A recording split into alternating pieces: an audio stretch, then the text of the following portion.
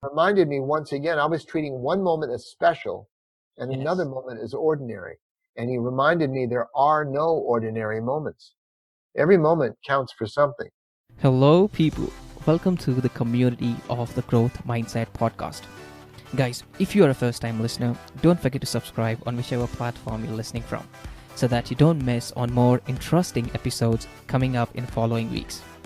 And for our daily listeners, here we are again with a new episode where we will interview another interesting personality from a unique industry and understand how they were able to accomplish this great level of success. Remember, this is a podcast where we learn easy, practical methods and tips that we can implement in our daily lives from the very best and the most successful people known today. Because as we all know, success leaves clues. And we, the people having the growth mindset, will use these clues to create a better, more fulfilling, and a successful life. So, let the growth begin.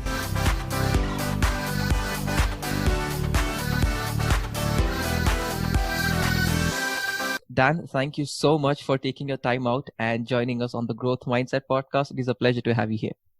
Thank you, Silawath, and I'm very happy to join you and your viewers. Awesome. So Dan, I personally know your story. I've read your book. I watched the movie Peaceful Warrior as well, which is based on your life. Now, can you tell my listeners, for people who might not have read the book or watched the movie, can you describe your entire experience as to what your story has been? Well, to provide some context, how I evolved from a self-absorbed young athlete, I was a gymnast and a world champion on the trampoline, to a self-absorbed teacher today. I thought I'd mention that when I was a young man as an athlete and then a coach at Stanford University, and then Oberlin College as a young professor there, I was focused on how we can create more talent for sport.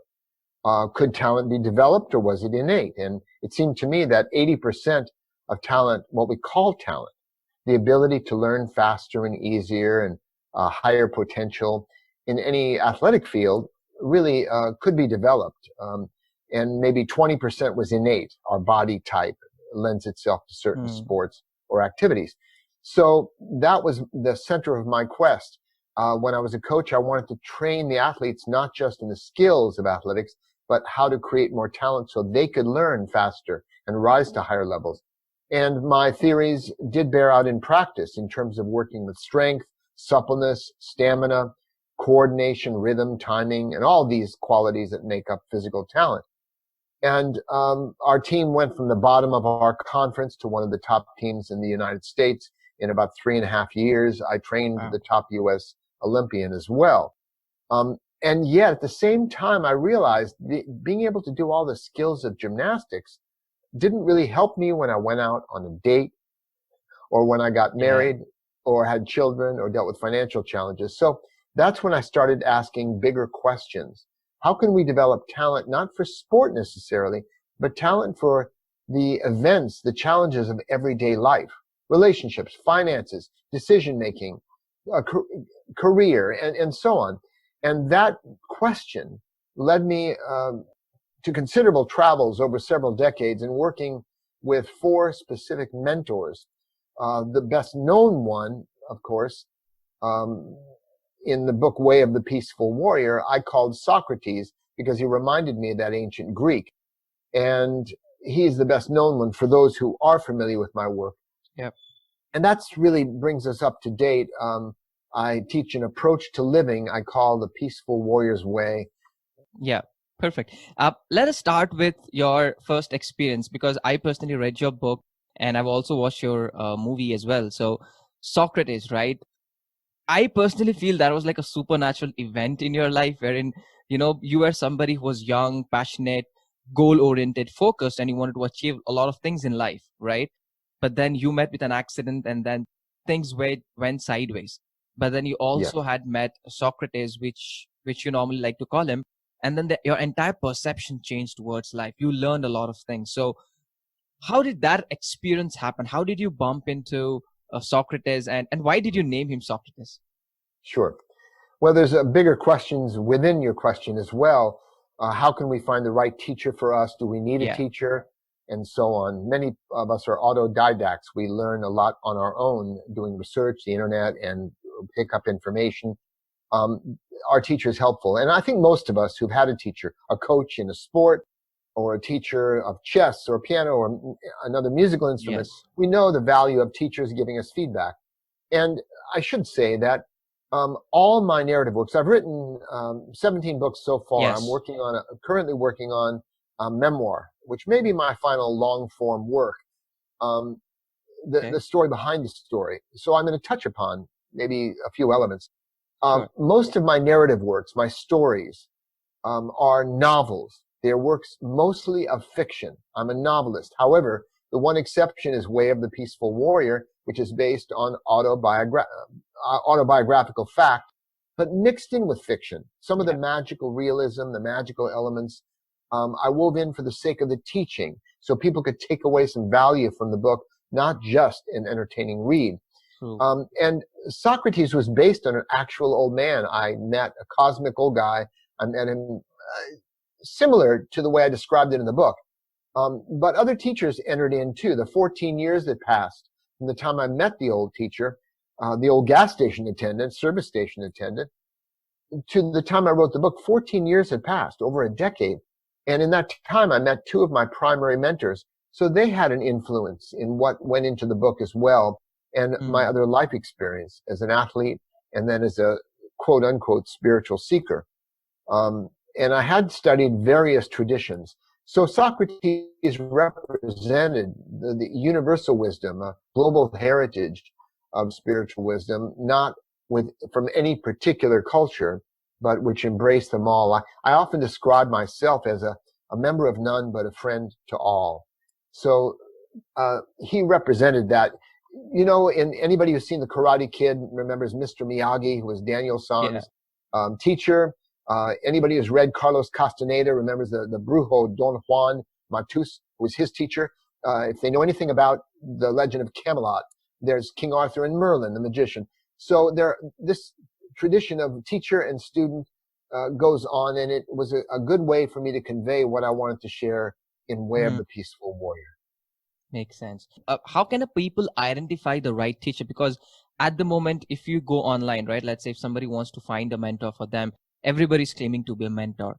How do we find out the right mentor for yourself? Well, anyone in the Indian culture knows that there are very few gurus with a capital G. Ramana Maharshi. There are some great teachers and adepts, spiritual adepts. Then there are many gurus with a small g. And guru means, of course, shedder of light. And there are many pundits and people who have knowledge and wisdom to share, young people just coming up. There's a great quote by a man named Andre Gide, who said, everything that needs to be said has already been said, but it needs to be said again because no one was really paying attention. So these lessons repeat themselves until we learn them in our lives. And if we don't learn the easier lessons, they get more dramatic. Now, you asked me about a teacher. How can we find the right one for us? One of the central tenets that I teach is that there is no best teacher. There is no best religion or path or exercise system or diet or philosophy. There is only the best for each of us at a given time of our lives. Life is an experiment. We have to find out what works for us. So with all the teachers out there claiming to have a different method, technique, approach, we need to discern, is this for me right now? And so I don't claim the four mentors I'm going to write about in my memoir were the best somehow, that I discovered the four best. People like to do that. Cognitive dissonance sets in, and they have to feel that their teachers were the best. But they were the best for me at each phase of my life. And I share them in an archetypal way because that can help illuminate and shed light on the paths, on anyone's path. And it's a cautionary tale as well. Now, again, this isn't a promotional thing I'm giving. The book won't be out for about a year. But I did want to, because I'm immersed in it right now, I thought I would share that approach to teachers. Yes, thank you so much for sharing that insight. I'm sure my listeners could definitely take a lot of pointers from that. Uh, in your own training experiences and your book, you talk about paradox, humor, and change, right? These three important words. So, would you like to tell my listeners what exactly is this and how can this change their lives? Sure. Well, first of all, these are three, if you look at life and guidelines for life, they center around these three areas. Let me just touch upon the two and define them. By humor, I don't mean just laughing. It's nice to have a sense of humor, but I'm talking about more of a cosmic sense of humor. The ability, well, let's put it this way. Many of us are down in the weeds at the foothills of a mountain.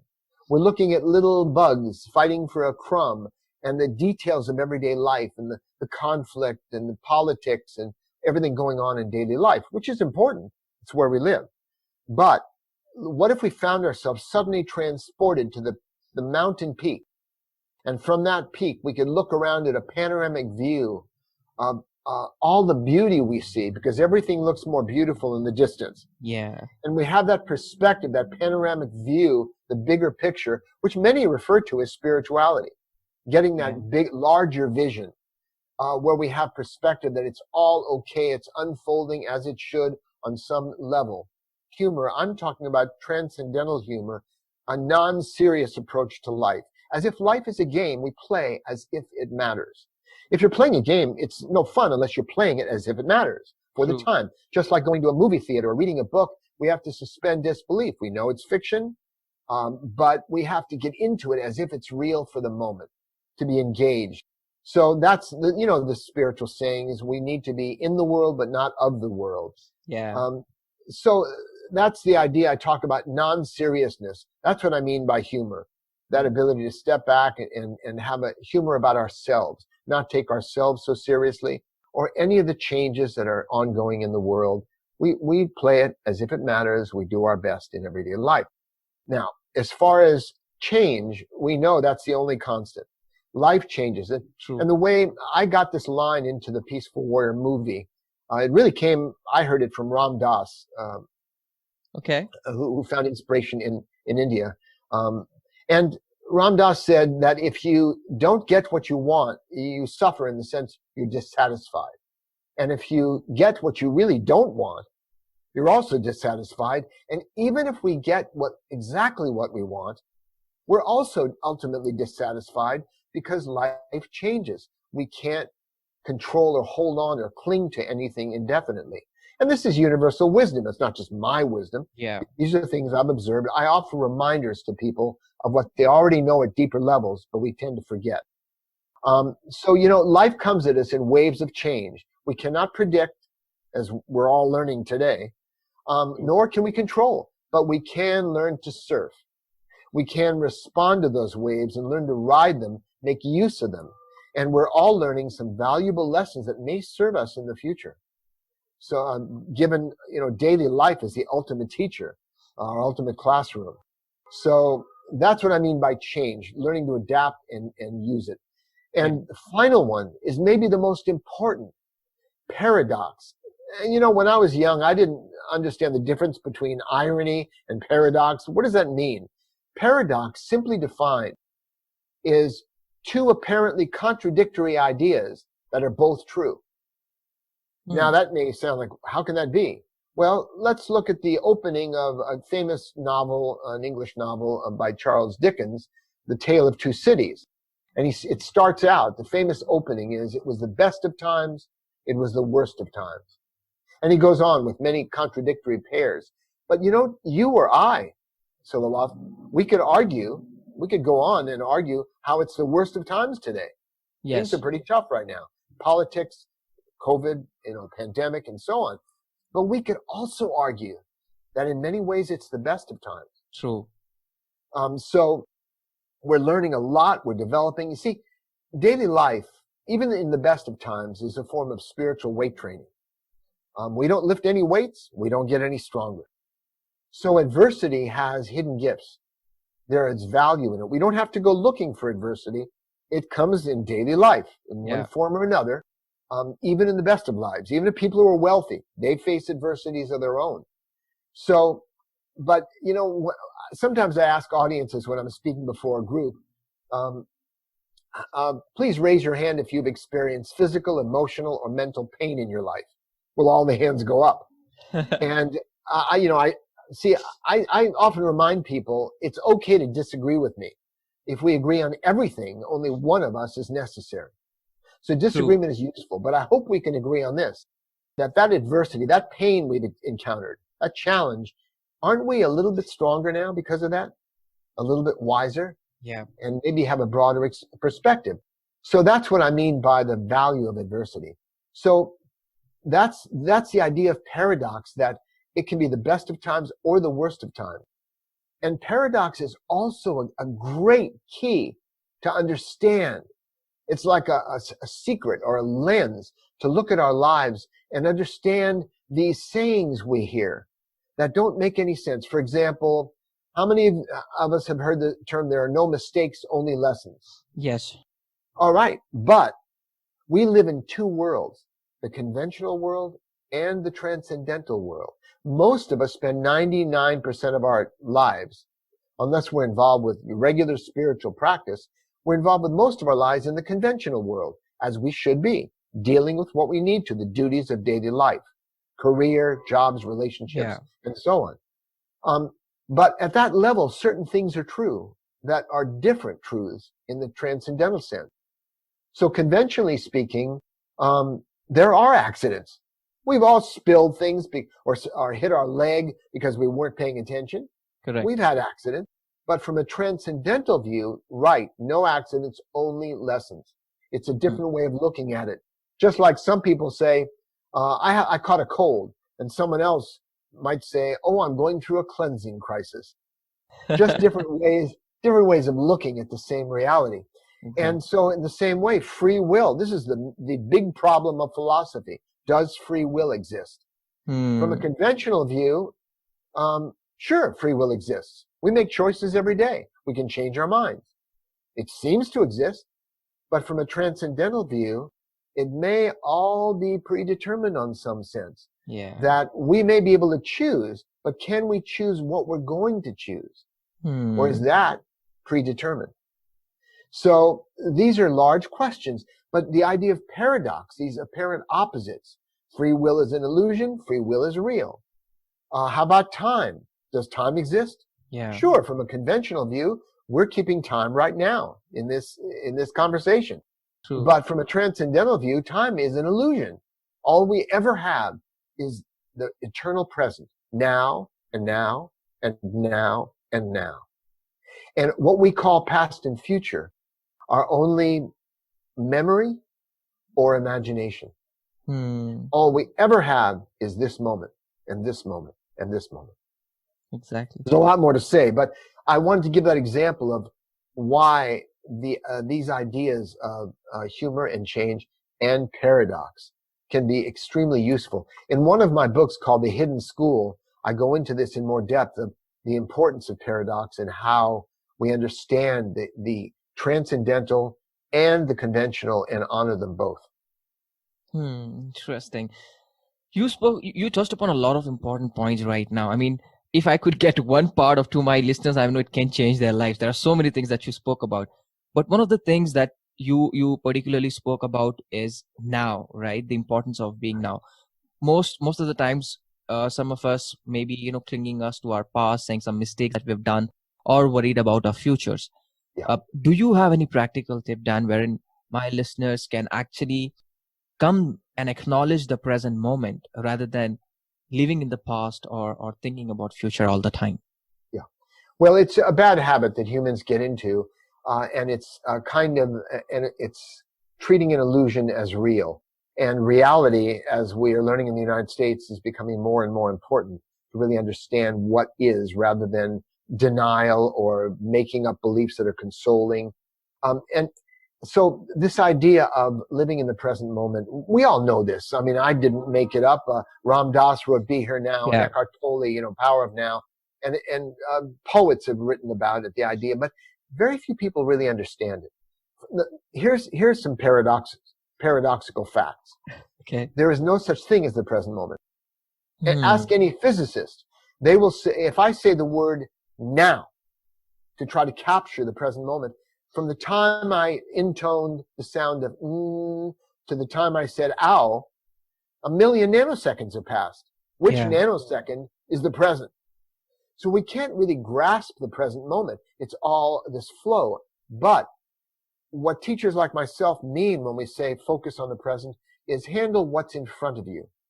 Because there is a kind of illusion that we can't just tell people live in the present moment while they believe and mistake memory for the past as if it's real. Now, the ability of human beings to remember things and to imagine and to project into the future is valuable. It's a huge gift, but it's not a gift. It's a gift we want to use, not use us. Yeah. So just as when someone meditates, many people mistake meditation for trying to quiet the mind. No, all you can do in meditation properly is focus on quieting the body. And when the body is quieted down, the mind tends to follow. The mind imposes tension on the body. When the body relaxes, it's all interaction. It's all one. They're not separate, mind and body. So when we quiet the body in meditation, the mind tends to relax more, time goes quickly, and so on, those phenomena. But the idea of meditation is not trying to stop thoughts. It's simply focusing on our mantra or our breathing, different styles and methods of meditation. The idea is to see through the illusion of thoughts and no longer mistake a thought for reality. It's just mind stuff. Wow. It comes and goes, sometimes pleasant, positive, negative, and so on. But that's the idea. It's not just saying meditate and you'll meditate your way to enlightenment. It's about noticing the illusion of mind and noticing thoughts for what they are. And in the same way, it's noticing that the only reality, our only moment of power and sanity is focusing on what's in front of us. The rest, just recognize, oh, that's a memory. Oh, that's my imagination. And don't mistake it for reality. People get upset because of a thought. Rather than, oh yeah, I'm having a thought about anger. I'm having a thought about this, or it should or shouldn't be. Great, recognize that. And meanwhile, what do you have to do? One of the other central tenets of this approach to living that I teach, and this may be different from many New Age and other spiritual teachings, which tend to be idealistic. Because remember, religion and spirituality is here to call us to our highest ideals. But by nature, they are idealistic, saying purity of thought. You must have pure thoughts. We have very little, in fact, basically no control over what thoughts appear in our mind. We don't have a spam filter in our head. Thoughts arise. Thoughts happen to us. We don't say, I think I'm going to think this thought next. Yeah. Thoughts just appear. We don't control those. We can use our intellect. We can use our mind for many things. But the random thoughts that pop up are just stuff. And the same with emotions. We can't will ourselves to feel differently from what we're feeling in any given moment. So it's wise to accept our thoughts and feelings, positive or negative, as natural to us in the moment. But meanwhile, focus on what is my purpose right now. Right now, not cosmic purpose someday, but what is my purpose? You and I both know our purpose in this moment, right? Yeah. And so do your viewers and your listeners. So we focus on our purpose and we do what needs to be done in line with our purpose, no matter what we're feeling or thinking. And this is a real form of practical liberation. Yeah. To behave constructively and productively, not wait for permission from the right thoughts or the right feelings before we'll do that. And I'm talking about an absolute form of liberation tantamount to enlightenment. It's a way to live in a more enlightened way right now, rather than waiting for some cosmic ore to smack us alongside the head, and then we say, I'm enlightened. But it's a way to bring that into life. And that's a central tenet of my teaching, too, to focus on what we can control, which is our behavior.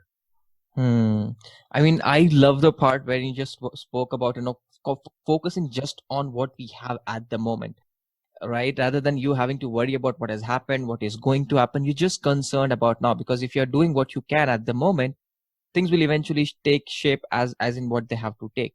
But at least you are taking care of your own efforts. You know what you have to do and focusing on the things that really matter, rather than having to sit and worry about something and wasting our present now. And not wasting our energy and attention on how can I feel the right feelings or have the right thoughts so I can live well. Exactly. And you also mentioned the importance of, we normally think that meditation is something wherein you're calming your mind, but that's not the way, right? You said it's basically you focusing or trying to calm your body so that your mind flows, right? It comes into a synchronized position. Now, you've been a gymnast yourself for decades now. You've won multiple medals, gold medals. You have represented America a lot of places. You've also made leaders. Now, I personally know of you as a person who at this age is really fit. I watched your TED talk and you were on that chair. You were just going up and I was like, wow, that's crazy. Now, you've somebody who was already at peak of their physical state when you were young, as well as even now you're very fit when it compared to other individuals. How do you also manage, let's say, the emotional side of things, or let's say physical is covered, emotional and mental space, right? What are some practical tips that my listeners can implement so that this mind and the body as well as the emotional come in line? Any ideas you have, any rituals you follow? I came across a saying the other day, Silawath, that said, the lesson is simple, the student is complicated. And we have so many complexities in that question of how can we handle our emotions? What can we do with our mind so we can live well? And again, I will remind your viewers of this possibility, this approach to living in which we accept our emotions. They're changing all the time. They're like the weather passing through us. Emotions are the weather patterns of the body. They come and go. I was speaking in a federal prison once to the inmates. They were called the Insight Prison Project at San Quentin Prison in California. And they were doing yoga and meditation. And one of the inmates said, I have a problem with rage. And I said, no, you don't. And he said, how do you know? What would you know about this? He said, yes, I do. I said, no, you don't. I said, rage is not a problem. It's an emotional storm that goes through you. I understand what it feels like. I've been enraged at times in my life. The problem you have is not the feeling. It's what you do when you're feeling enraged. Anger management courses don't manage anger. They manage behavior, because that, again, is all we can really control. So by focusing, this is a whole new way of thinking, a whole new way of approaching our lives to what needs doing now. What constructive thing can I do? What is my purpose? What is my aim and goal right now? And doing that despite what we're feeling or not feeling, whether or not we're motivated or feeling happy. Now, it's not easy. I'm not saying it's an easy practice, but like any practice, it gets better over time, which is why the most controversial thing I can say is I am not encouraging your listeners or you or me to feel peaceful or happy or kind or loving or confident or courageous. I'm encouraging us to behave that way, no matter what we're feeling. And many people go, well, wait a minute, isn't that like pretense? That's not authentic. If you're feeling one way and behave the other, but what if you're feeling afraid and behave with courage? We've all done that at times. Yeah. And we can do the same thing. We can feel angry and behave with kindness. Not easy, but the practice gets better over time. And our lives are shaped more than anything by what we do moment to moment. And so this focus on how we behave and not worried as much about fixing the mind and the emotions and what strategies can we achieve to try to influence our mind and emotions. It simplifies life and we get more realistic and actually more effective. Makes sense. So basically, what your theories and what you're normally encouraging people is to manage their response and not just give in to those emotions.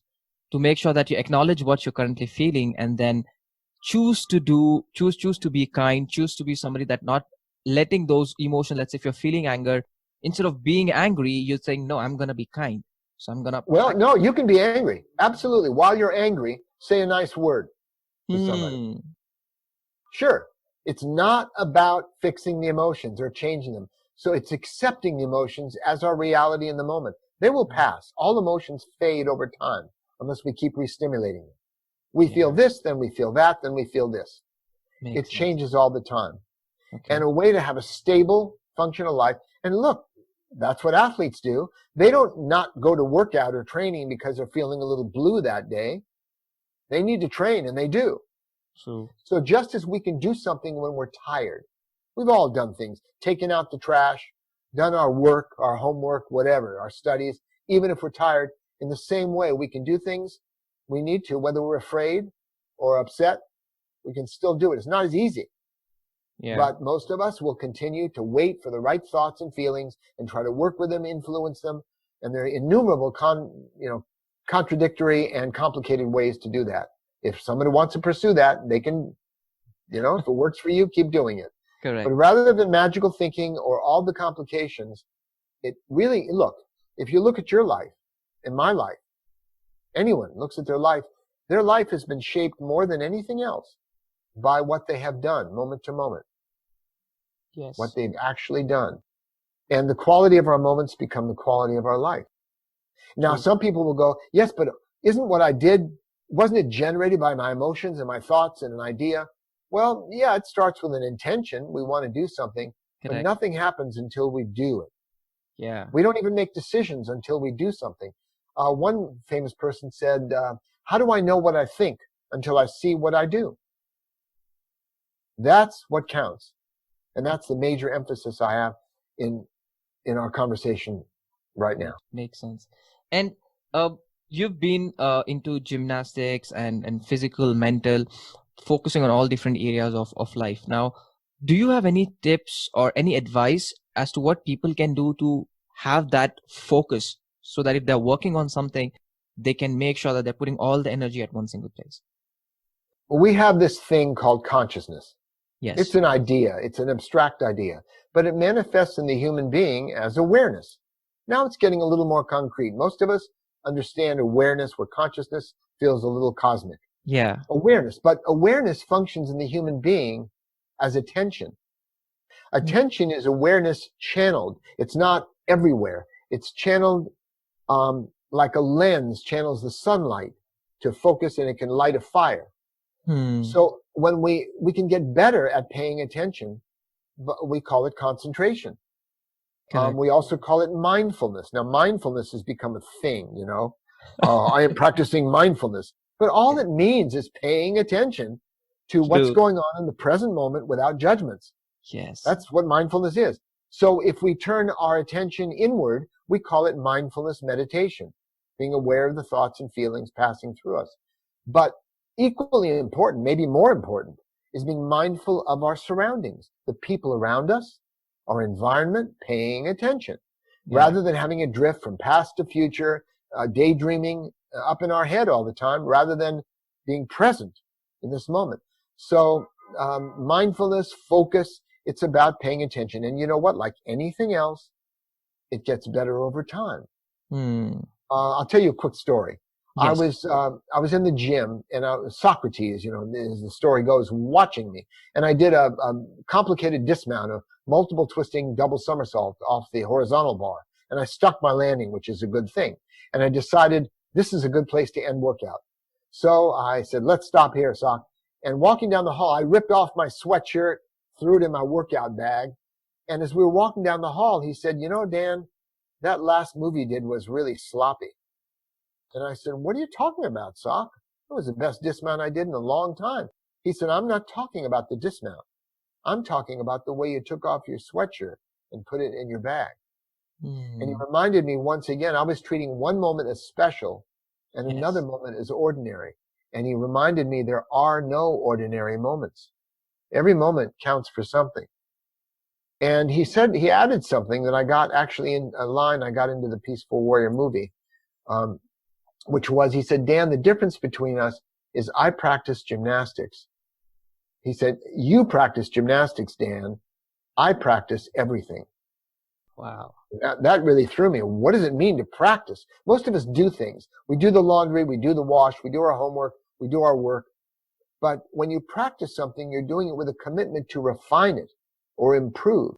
And that absorbs us in this moment. So this attitude, this approach to life, I can pass on to your listeners, is practice what you do. When you're signing your name, When you're walking, when you're breathing, when you're eating, practice. See if you can refine it. And that's going to bring your attention back to the present moment. It's one of the most effective ways to do that and to bring more quality to everyday life. It's not some, serious, solemn, every moment self-improvement program. It's just paying attention to refining what we do. Whether I'm speaking to you now or sitting, breathing, just pay attention to that. So that's something I could leave your listeners with.